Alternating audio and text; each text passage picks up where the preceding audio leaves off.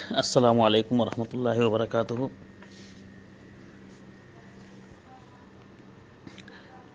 عمران بن حسین رضی اللہ تعالیٰ عنہ حدیث کے راوی ہیں، کہتے ہیں کہ نبی کریم صلی اللہ علیہ وسلم نے ارشاد فرمایا: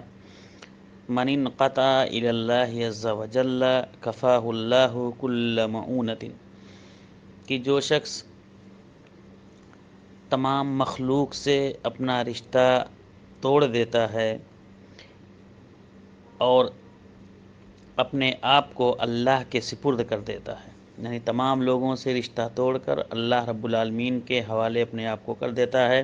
صرف اللہ رب العالمین پر بھروسہ کرتا ہے، تو اللہ رب العالمین اس کے لیے کافی ہو جاتا ہے، اس کی ہر ضرورت کو اللہ رب العالمین پورا کرتا ہے۔ وَرَزَقَهُ مِنْ حَيْثُ لَا يَحْتَسِبُ،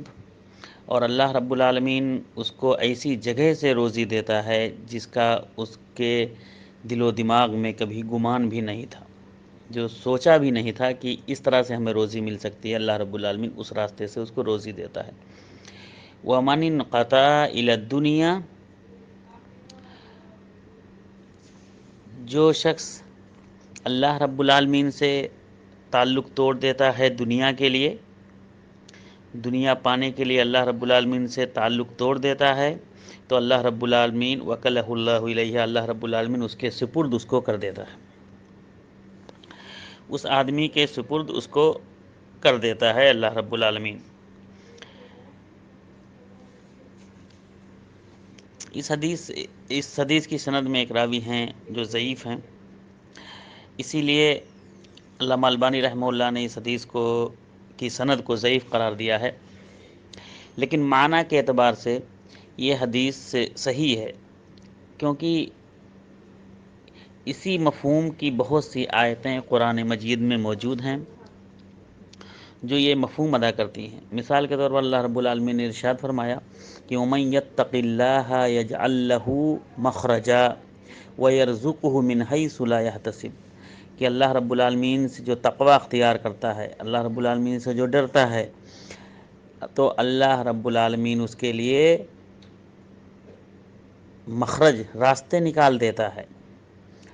وَيَرْزُقُهُ مِنْ حَيْثُ لَا يَحْتَسِبُ، اور اللہ رب العالمین اس کو ایسے راستے سے روزی دیتا ہے جس کا اس کے دل و دماغ میں کبھی گمان بھی نہیں تھا۔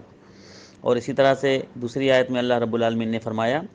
کہ وَمَن يَتَوَكَّلْ عَلَى اللَّهِ فَهُوَ حَسْبُهُ، کہ جو شخص اللہ رب العالمین پہ بھروسہ رکھتا ہے، اللہ رب العالمین سے توکل کرتا ہے، تو اللہ رب العالمین اس کے لیے کافی ہو جاتا ہے، پھر اس کو اور کسی چیز سے لو لگانے کی ضرورت نہیں ہوتی ہے، اس کو اور کسی کے در پہ، کسی کے دربار پہ جانے کی ضرورت نہیں ہوتی ہے۔ اور اسی طرح سے اللہ کے رسول صلی اللہ علیہ وسلم کی بہت سی حدیثیں ہیں جو اس حدیث کی سپورٹ میں ہیں، کہ اللہ رب کے رسول صلی اللہ علیہ وسلم نے مثال دیا کہ اگر تم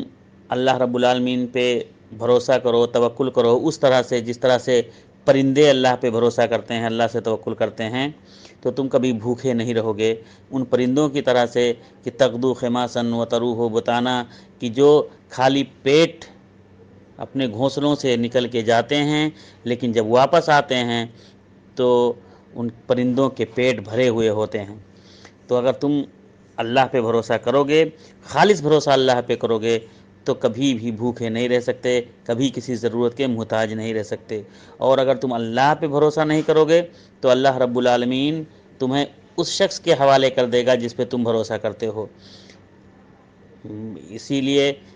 اس دور میں بہت سے لوگ ہوتے ہیں جو اپنی مرادیں، اپنی فریاد لے کے درگاہوں پہ جاتے ہیں، باباؤں کے پاس جاتے ہیں، پیر اور فقیر کے پاس جاتے ہیں، تو اللہ رب العالمین ان سے بری ہو جاتا ہے، پھر کہتا ہے جاؤ تم ان سے